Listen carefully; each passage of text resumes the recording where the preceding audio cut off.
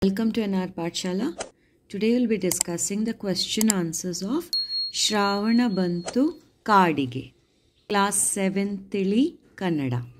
Abhyasa exercise. First one, Padagala Artha Tiliri. Artha means meanings. First one, Adaru.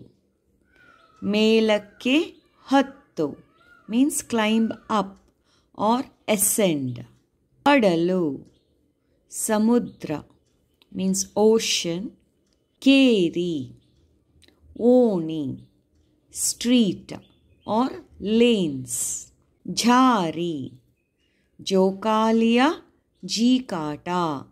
Jokali is a swing and the swinging of the swing or swaying of the swing. Patta, Pattabhisheka means coronation. Beedu, Tangudana, Mane, that is habitat. Agna, Tanmaya, Ekagrateಯಿಂದ ಕೂಡಿದ್ದು means be mesmerized or be absorbed. Lagna, Maduve, Vivaha means marriage. Ode, Biri, Bichu means crack or rupture. Kane, Kanadiruvudu, Adrishya means disappear, vanish, going out of sight. Ghatta, Bettagala Salu, that is mountain range. Nanikoni, Moggina Tudi means a tip of a bud, that is a flower bud, tip of a flower bud. Bana, Akasha, that is sky. Mali, Male, rain. Mali is a local accent, village accent. Mugilu, Moda, Megha, that is clouds. Holi, Hole, Nadi, that is river. Second, ಪ್ರಶ್ನೆಗಳು, that is question answers. ಕೆಳಗಿನ ಪ್ರಶ್ನೆಗಳಿಗೆ ಒಂದು ವಾಕ್ಯದಲ್ಲಿ ಉತ್ತರಿಸಿ. ಒಂದು ವಾಕ್ಯ means in one sentence you have to answer these questions. First question, ದಾರಾ ಬೇಂದ್ರೆಯವರ ಅಂಕಿತ ನಾಮವೇನು? ಅಂಕಿತ ನಾಮ means pen name. So what is the pen name of Dara Bendre? Pen name is the author or the poet uses some other name to publish their work. ಉತ್ತರ, ದಾರಾ ಬೇಂದ್ರೆಯವರ ಅಂಕಿತ ನಾಮ ಅಂಬಿಕಾ ತನಯ ದತ್ತ. ಅಂಬಿಕಾ ತನಯ ದತ್ತ.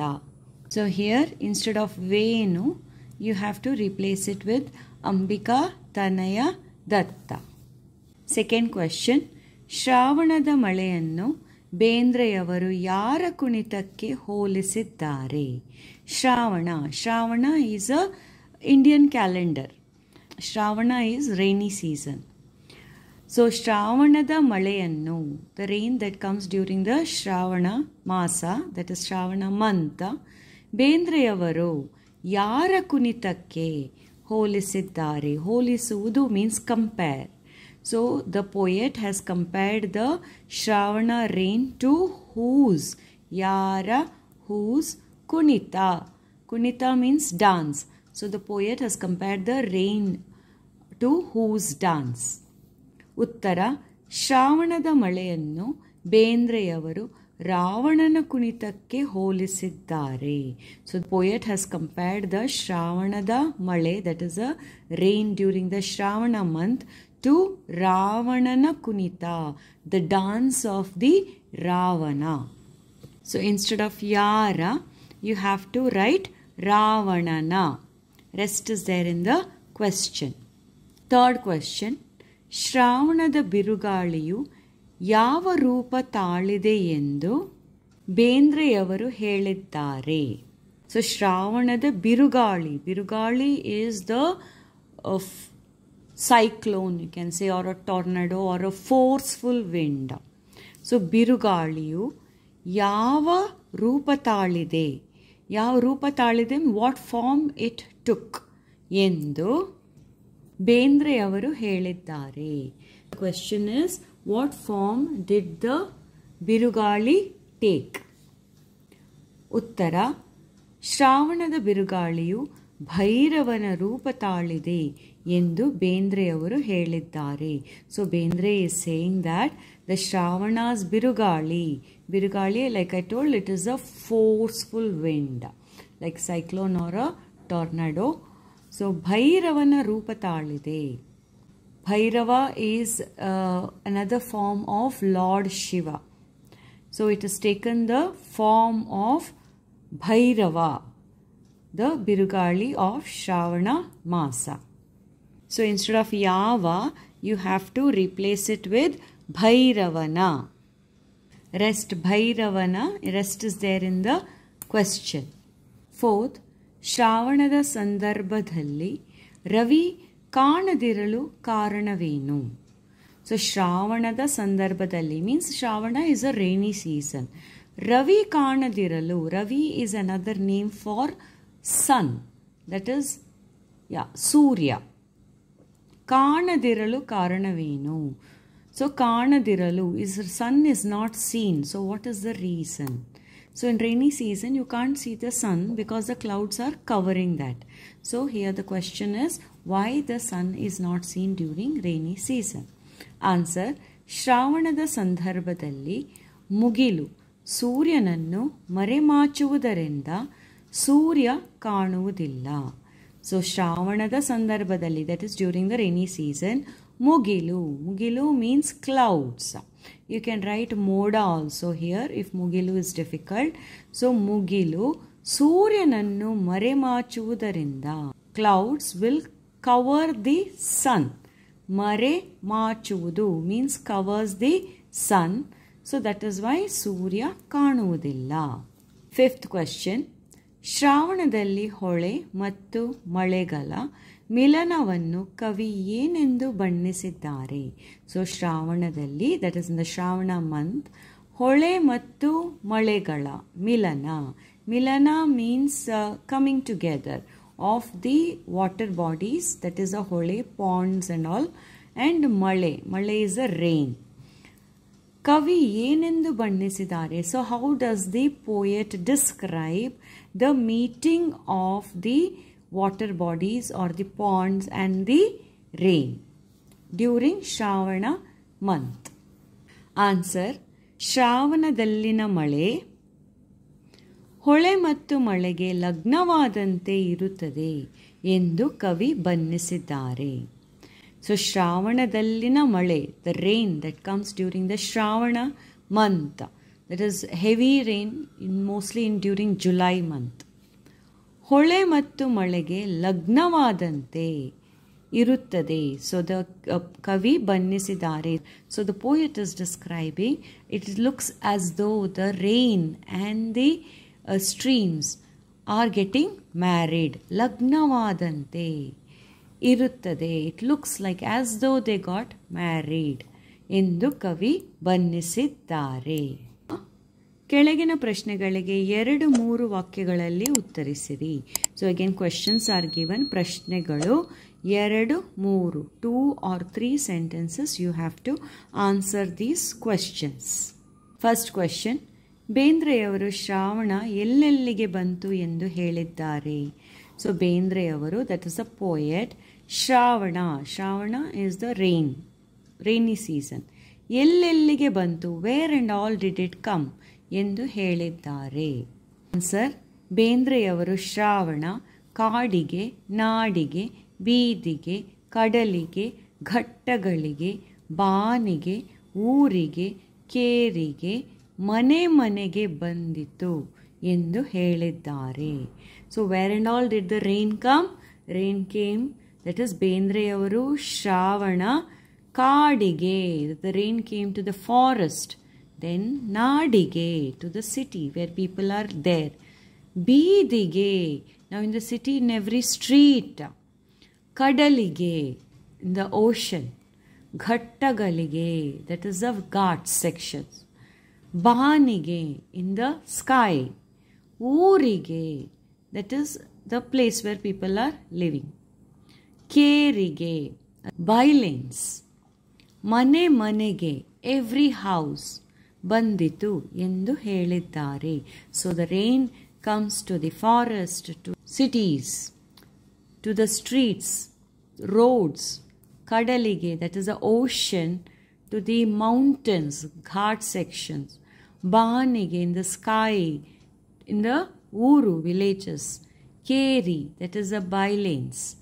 Mane manege, to every house, the rain is coming. Second question, Ravi ಬೇಂದ್ರೆಯವರು ಶ್ರಾವಣದ ಕಡಲಿನ ರೌದ್ರತೆಯನ್ನು ಹೇಗೆ ವರ್ಣಿಸಿದ್ದಾರೆ? So ಕವಿ ಬೇಂದ್ರೆಯವರು, that is a poet whose name is Bendre, ಶ್ರಾವಣದ ಕಡಲಿನ ರೌದ್ರತೆಯನ್ನು. ಸೊ ಕಡಲು, ಶ್ರಾವಣದ means during the rainy season, the oceans ರೌದ್ರತೆ. ರೌದ್ರತೆ means the fierce form of the ocean. How does he describe that? ಹೇಗೆ ವರ್ಣಿಸಿದ್ದಾರೆ? So here you have to describe the fierce form of the ocean. Answer, ಶ್ರಾವಣದ ಕಡಲಿನ ರೌದ್ರತೆ Ravana ಕುಣಿದಂತೆ ಇರುತ್ತದೆ. ಮೋಡದಿಂದ ಸುರಿದ ಮಳೆಯ ಆರ್ಭಟ ರಾವಣನು ರೌದ್ರದಿಂದ ನರ್ತನ ಮಾಡಿದಂತೆ ಇರುತ್ತದೆ ಎಂದು ವರ್ಣಿಸಿದ್ದಾರೆ. So the poet is saying that is Shravanada Kadalina Raudrate, that is during the rainy season, the fierceness or the wildness of the ocean looks like as though Ravana is dancing. Ravana kunidante iruttade. It looks as though Ravana is dancing. Now who is Ravana? In Ramayana you would have heard Ravana is one Asura. Okay? So it looks like as though one Asura is dancing, when Ravana is dancing in the ocean. So wild the ocean waves are.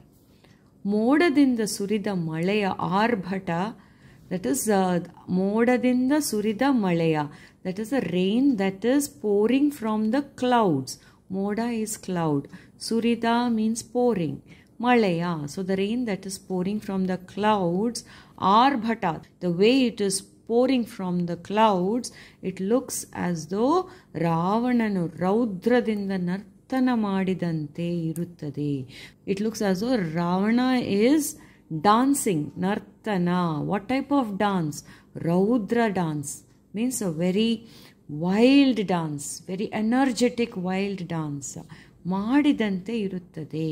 Endu varnisiddare. So this is how the poet describes the fierceness of the ocean during the rainy season.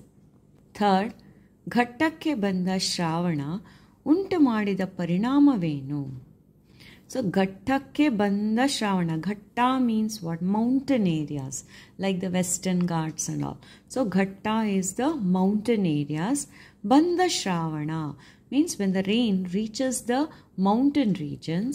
ಉಂಟು ಮಾಡಿದ ಪರಿಣಾಮವೇನು? ಪರಿಣಾಮ means result. So what result does it give? Answer, Shravana ಘಟ್ಟಕ್ಕೆ ಬಂದಾಗ ಹಸಿರು ಹಾಸಿದಂತೆ ಕಾಣುತ್ತದೆ. ಆ ದೃಶ್ಯ ಘಟ್ಟಕ್ಕೆ ಪಟ್ಟಾಭಿಷೇಕ ಮಾಡಿದಂತೆ ಕಾಣುತ್ತದೆ ಎಂದಿದ್ದಾರೆ. So the poet is saying that when the Shravana comes to the Ghatta, so Shravana Ghattakke bandaga, how does it look during the rainy season? All the mountains look green. So that's what the poet is describing. So when the rain comes to the mountain areas, hasiru hasidante kanuttade.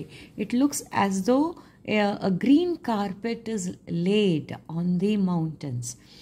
Adrishya, that view, or that sight of a mountain, full green mountain during the rainy season, he's comparing to, he's saying as though Adrishya, that sight is like ಘಟ್ಟಕ್ಕೆ ಪಟ್ಟಾಭಿಷೇಕ ಮಾಡಿದಂತೆ ಕಾಣುತ್ತದೆ.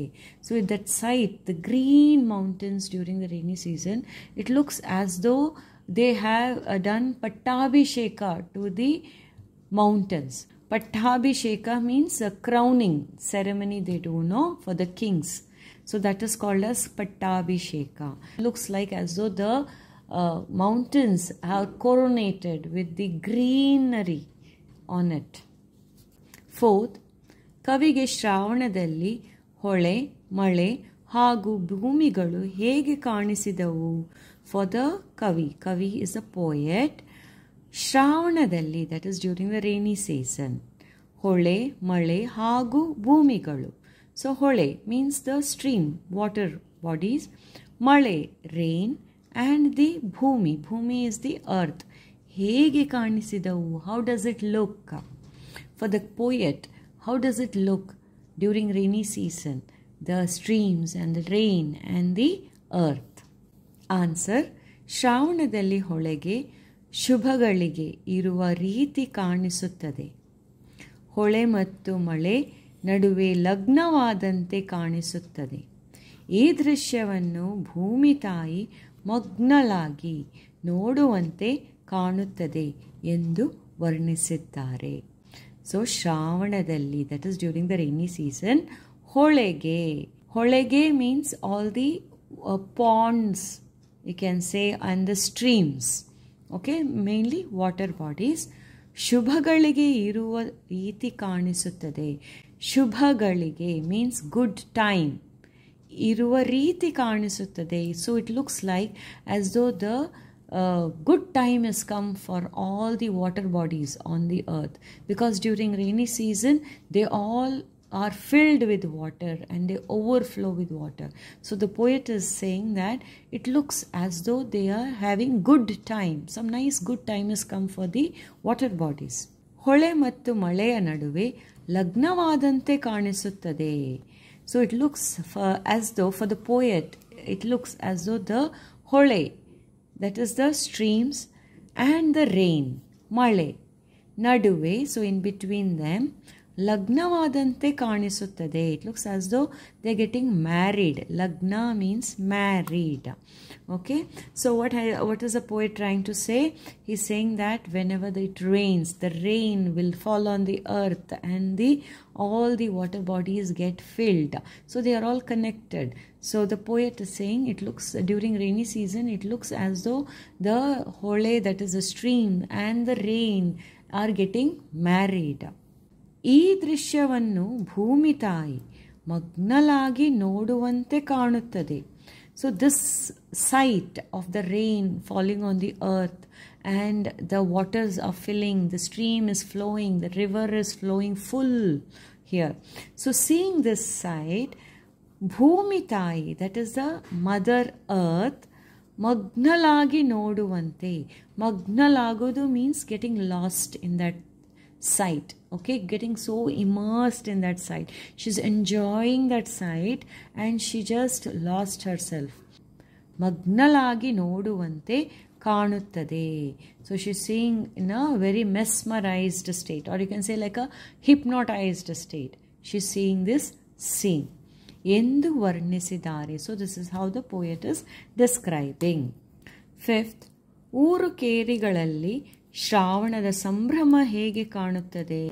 So ಊರು ಕೇರಿಗಳಲ್ಲಿ, ಊರು means place, okay. Keri means in that place where houses and all are there, the path in between that, roads in between the houses and all that is called as Keri. So ಊರು ಕೇರಿಗಳಲ್ಲಿ ಶ್ರಾವಣದ ಸಂಭ್ರಮ, ಸಂಭ್ರಮ means celebration of the rain. So ಶ್ರಾವಣದ ಸಂಭ್ರಮ ಹೇಗೆ ಕಾಣುತ್ತದೆ? How does it look? ಉತ್ತರ, ಊರು ಕೇರಿಗಳಲ್ಲಿ ಶ್ರಾವಣದ ಸಂಭ್ರಮ ಮುಗಿಲು ಮುಟ್ಟುತ್ತದೆ. ಮಳೆ, ಗಾಳಿ ಹರ್ಷ ತರುತ್ತದೆ. ಜೋಕಾಲಿ ಜೀಕಿದ ಆನಂದವನ್ನು ತರುತ್ತದೆ ಎಂದು ಕವಿಯು ತಿಳಿಸಿದ್ದಾರೆ. ಊರು ಕೇರಿಗಳಲ್ಲಿ, that is in the streets of the villages and in the village, ಶ್ರಾವಣದ ಸಂಭ್ರಮ, that is a celebration of the rainy season, ಮುಗಿಲು ಮುಟ್ಟುತ್ತದೆ. The celebration reaches the sky, means people are celebrating it wonderfully. ಮುಗಿಲು ಮುಟ್ಟುತ್ತದೆ. ಮಳೆ, ಗಾಳಿ ಹರ್ಷ ತರುತ್ತದೆ. The rain and the breeze ಹರ್ಷ ತರುತ್ತದೆ. It brings happiness. ಜೋಕಾಲಿ ಜೀಕಿದ ಆನಂದವನ್ನು, ಜೋಕಾಲಿ is the swing. ಜೀಕಿದ ಆನಂದವನ್ನು. So when you sit in the swing and somebody pushes you and you keep swaying in the swing, you feel happy, no? So ಜೋಕಾಲಿ ಜೀಕಿದ ಆನಂದವನ್ನು, that happiness ತರುತ್ತದೆ. It brings that happiness ಎಂದು ಕವಿಯು ತಿಳಿಸಿದ್ದಾರೆ. ಈ ಕೆಳಗಿನ ಪ್ರಶ್ನೆಗಳಿಗೆ 7-8 ವಾಕ್ಯಗಳಲ್ಲಿ ಉತ್ತರಿಸಿ. ಸೊ ಕೆಳಗಿನ ಪ್ರಶ್ನೆ means the question. 7-8, that is 7-8 sentences you have to answer. So the question is, first one, ಬೇಂದ್ರೆಯವರು ಶ್ರಾವಣದ ಪ್ರಾಕೃತಿಕ ಸೌಂದರ್ಯವನ್ನು ಯಾವ ರೀತಿ ವರ್ಣಿಸಿದ್ದಾರೆ? ಸೊ ಬೇಂದ್ರೆಯವರು, that is a poet, ಶ್ರಾವಣದ, that is rainy season, ಪ್ರಾಕೃತಿಕ ಸೌಂದರ್ಯವನ್ನು, the beauty, saundarya is a beauty of the nature during the rainy season, ಯಾವ ರೀತಿ ವರ್ಣಿಸಿದ್ದಾರೆ? In what way does he describe that? ಉತ್ತರ, ಶ್ರಾವಣ ಮಾಸ ಬಂತೆಂದರೆ ಮೈ ಮನಸ್ಸುಗಳು ಹಿಗ್ಗುತ್ತದೆ. ಪ್ರಕೃತಿಯಲ್ಲಾಗುವ ಬದಲಾವಣೆ ಮನುಷ್ಯನಿಗೆ ಮುದ ನೀಡುತ್ತದೆ. ಬೇಸಿಗೆಯ ಬಿಸಿಲ ಬೆಗೆಯನ್ನು ಬೆಂದ ಭೂಮಿ ವರ್ಷ ಋತುವಿನಿಂದ ತಂಪಾಗುತ್ತದೆ. ಆಕಾಶವೆಲ್ಲ ಕಾರ್ಮುಗಿಲಿನಿಂದ ಕೂಡಿ ಸೂರ್ಯನೊಂದಿಗೆ ಸ್ಪರ್ಧೆ ನಡೆಸುತ್ತಿರುತ್ತದೆ. ಮಳೆಯ ಹನಿಗಳಿಂದ ಪ್ರಕೃತಿ ದೇವಿ ಮಿಂದು ನಳಿಸುತ್ತಿರುತ್ತಾಳೆ. ಎಲ್ಲೆಡೆ ಹಸಿರು. ಇಂತಹ ಶ್ರಾವಣ ಮಾಸದ ಮಳೆ ಕಾಡಿಗೆ, ನಾಡಿಗೆ, ಬೀಡಿಗೆ ಬರುತ್ತದೆ. ಬರುವಾಗಲೇ ಉತ್ಸಾಹ ಸಂಭ್ರಮಗಳನ್ನು ಹೊತ್ತು ತರುತ್ತದೆ. ಇಂತಹ ಶ್ರಾವಣ ಮಾಸದ ಮಳೆ ಸಮುದ್ರಕ್ಕೆ ರಾವಣ ಕುಣಿದ ತರಹ ಮತ್ತು ಶ್ರಾವಣದ ಗಾಳಿ ಭೈರವನ ರೂಪ ತಾಳಿ ಬರುತ್ತದೆ. ಘಟ್ಟದಲ್ಲಿ, ಆಕಾಶದಲ್ಲಿ, ಭೂಮಿಯ ಮೇಲೆ ಎಲ್ಲ ಕಡೆಯೂ ಮಳೆಯ ಆರ್ಭಟ. ಇಂತಹ ಶುಭಗಳಿಗೆಯಲ್ಲಿ ಹೊಳೆ ಮತ್ತು ಮಳೆಗೆ ಲಗ್ನವಾಗುತ್ತದೆ. ಅದನ್ನೇ ತನ್ಮಯಳಾಗಿ ಭೂಮಿ ತಾಯಿ ನೋಡುತ್ತಿರುತ್ತಾಳೆ. ಹೀಗೆ ಊರಿಗೆ, ಕೇರಿಗೆ ಬರುವ ಶ್ರಾವಣದ ಮಳೆ ಜೋಕಾಲಿಯ ಜೀಕಿದಂತಿರುತ್ತದೆ. ಎಲ್ಲರೂ ಈ ಮಳೆಯನ್ನು ಸಂತೋಷ ಸಂಭ್ರಮದಿಂದ ಆಹ್ವಾನಿಸಿ ಅದರಲ್ಲಿ ತಾವು ಒಂದಾಗುತ್ತಾರೆ. ಅವರ ಆನಂದ ಎಲ್ಲೇ ಮೀರಿರುತ್ತದೆ. ಇಂತಹ ಸವಿಯನ್ನು ಇಂದಿನ ಮುಂದಿನ ಜನರು ಅನುಭವಿಸಲಿ ಎಂಬುದೇ ಕವಿಯ ಹಾರೈಕೆ. ಸೊ ಶ್ರಾವಣ ಮಾಸ ಬಂತೆಂದರೆ, so when the rainy season comes, ಮೈ ಮನಸ್ಸುಗಳು ಹಿಗ್ಗುತ್ತದೆ. So we feel very happy. ಹಿಗ್ಗುವುದು ಮೀನ್ಸ್ ಹ್ಯಾಪಿ. ಸೊ ಅವರ್ ಮನಸ್ಸು, our mind, our body, everything becomes happy. ಪ್ರಕೃತಿಯಲ್ಲಾಗುವ ಬದಲಾವಣೆ ಮನುಷ್ಯನಿಗೆ ಮುದು ನೀಡುತ್ತದೆ. So prakriti is a nature. So ಬದಲಾವಣೆ, the difference that we see during the or the changes that we see during the rainy season in the nature ಮನುಷ್ಯನಿಗೆ ಮುದ ನೀಡುತ್ತದೆ. It makes the person happy, humans. ಬೇಸಿಗೆಯ ಬಿಸಿಲ ಬೆಗೆಯಿಂದ, so besige is summer season, ಬಿಸಿಲ means heat, ಬೆಗೆಯಿಂದ, so because of the heat of the summer season, ಬೆಂದ ಭೂಮಿ, ದಟ್ ಇಸ್ ದ ಬೆಂದ means roasted, you can say, or cooked earth. So during summer season the earth goes dry. So ಬೆಂದ ಭೂಮಿ, heated earth, ವರ್ಷ ಋತುವಿನಿಂದ ತಂಪಾಗುತ್ತದೆ. So ವರ್ಷ ಋತುವಿನಿಂದ means during rainy season ತಂಪಾಗುತ್ತದೆ. It becomes cool, the earth gets cooled. ಆಕಾಶವೆಲ್ಲ ಕಾರ್ಮುಗಿಲಿನಿಂದ ಕೂಡಿ ಸೂರ್ಯನೊಂದಿಗೆ ಸ್ಪರ್ಧೆ ನಡೆಸುತ್ತಿರುತ್ತದೆ. ಸೊ ಆಕಾಶವೆಲ್ಲ, so in rainy season how is the sky? It is filled with the dark clouds. No, ಕಾರ್ಮುಗಿಲು ಮೀನ್ಸ್ ಡಾರ್ಕ್ ಕ್ಲೌಡ್ಸ್. ಕೂಡಿ ಸೂರ್ಯನೊಂದಿಗೆ ಸ್ಪರ್ಧೆ ನಡೆಸುತ್ತಿರುತ್ತದೆ. So it is having competition. ಸ್ಪರ್ಧೆ ಮೀನ್ಸ್ ಕಾಂಪಿಟೇಷನ್ ವಿತ್ ಹೋಮ್? ಸೂರ್ಯನೊಂದಿಗೆ, ವಿತ್ ದ ಸನ್. ನಡೆಸುತ್ತಿರುತ್ತದೆ means to say that the clouds keep covering the sun and the sun tries to come out and show itself, and then the clouds keep covering itself, covering the sun, blocking the sun, and the sun tries to shine through the clouds. So the poet is saying that they are having competition among themselves. ಸ್ಪರ್ಧೆ ನಡೆಸುತ್ತಿರುತ್ತದೆ. ಮಳೆಯ ಹನಿಗಳಿಂದ ಪ್ರಕೃತಿ ದೇವಿ ಮಿಂದು ನಳಿಸುತ್ತಿರುತ್ತಾಳೆ. So ಮಳೆಯ ಹನಿಗಳಿಂದ, from the rain, Prakriti Devi, that is a nature, goddess of nature, Mindu. She takes bath, means in the rain, and she is happy. Nali nali sutiruttale. She is happy. Means the whole nature gets wet with the rain. Yellede hasiru. Wherever you see it is green. Yellede, everywhere. Hasiru, green. Intaha Shravana Masada Male. So this type of rain during the Shravana Masa. Masa means month.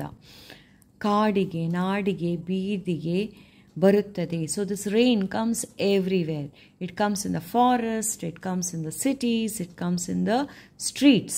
Baruttade. ಬರುವಾಗಲೇ ಉತ್ಸಾಹ ಸಂಭ್ರಮಗಳನ್ನು ಹೊತ್ತು ತರುತ್ತದೆ. So ಉತ್ಸಾಹ means happiness and sambrama is celebration. So when the rain comes itself, it is celebration for everybody. Baruagale, so when the rain is coming itself, it is celebration for everybody. So it carries the celebration and comes. Hottu taruttade. Intaha Shravana Masada Maleya. So this type of rain, Shravana Masa's rain, Samudrakke Ravana Kunida Tara ಮತ್ತು ಶ್ರಾವಣದ ಗಾಳಿ ಭೈರವನ ರೂಪ ತಾಳಿ ಬರುತ್ತದೆ. Heavy rain. How is that heavy rain? It looks like as ದೋ ಸಮುದ್ರಕ್ಕೆ ರಾವಣ ಕುಣಿದ ಥರ. So the ocean, how the ocean will be, the high tides will be there in the ocean and high waves will be hitting the shore. So the poet is comparing this to Ravana's dance. So Ravana kunida thara mattu Shravanada gali, the wind, the breeze that flows during the heavy rain.